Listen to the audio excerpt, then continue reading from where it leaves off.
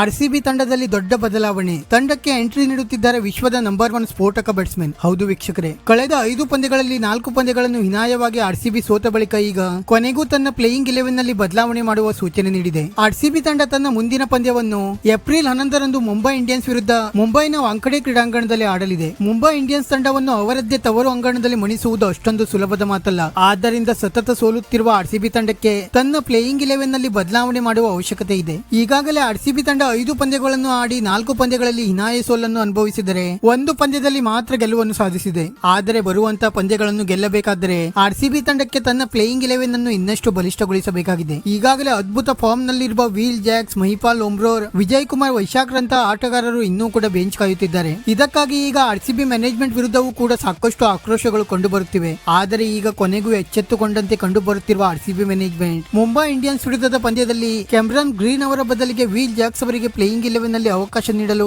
ನಿರ್ಧರಿಸಿದಂತೆ ಕಂಡುಬರುತ್ತಿದೆ. ಇದರ ಬಗ್ಗೆ ಸ್ವತಃ ನಾಯಕ ಫಾಫ್ ಡು ಪ್ಲೆಸಿಸ್ ಅವರು ಕೂಡ ನಾವು ಪ್ಲೇಯಿಂಗ್ 11 ಆಯ್ಕೆ ಮಾಡಲು ಎಡವಿದ್ದೀವಿ ಎಂದು ಸ್ವತಃ ಹೇಳಿಕೆ ನೀಡಿದ್ದಾರೆ. ವೀಲ್ ಜಾಕ್ಸ್ ಅವರು ಐಪಿಎಲ್ ಶುರುವಾಗುವ ಮುಂಚೆಯೇ ಅದ್ಭುತ ಫಾರ್ಮ್ ನಲ್ಲಿ ಇದ್ದರು. ಆದರೂ ಕೂಡ ಡು ಪ್ಲೆಸಿಸ್ ಅವರು ತಂಡದ ನಾಯಕನಾಗಿರುವುದರಿಂದ ಇವರಿಗೆ ಪ್ಲೇಯಿಂಗ್ 11 ನಲ್ಲಿ ಆಡಲು ಅವಕಾಶ ಸಿಕ್ಕಿರಲಿಲ್ಲ.